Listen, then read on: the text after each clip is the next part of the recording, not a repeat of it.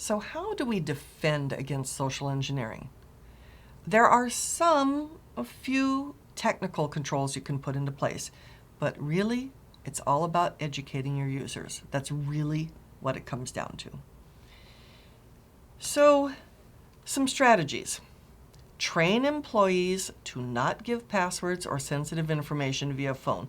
What you really need to do is say, this is the protocol, do not deviate.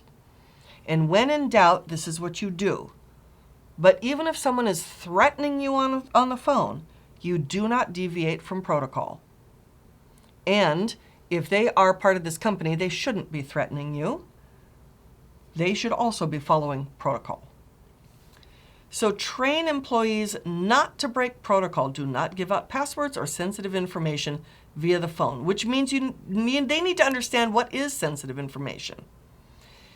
Ensure that there are training and best practices and checklists for password use.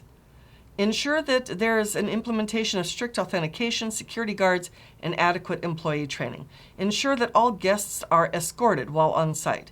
Ensure that the mailroom is locked and monitored at all times. Ensure that all server rooms, phone closets, and equivalent are locked at all times. Keep an updated inventory of all communication equipment. Maintain a good password policy. Maintain good physical security policy. Train your people and test them and train them again. Access privilege, make sure that the access privileges are appropriate to the user, whether they're an admin or a user or a guest. Make sure that you have adequate incident response time.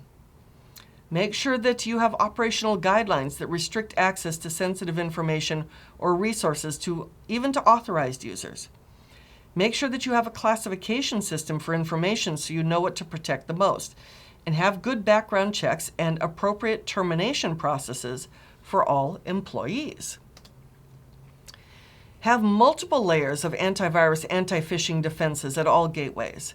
Use two-factor authentication for all high-risk services. Ensure that there is a change management process in place that is well documented. And then you can use anti-phishing toolbars like Netcraft or PhishTank.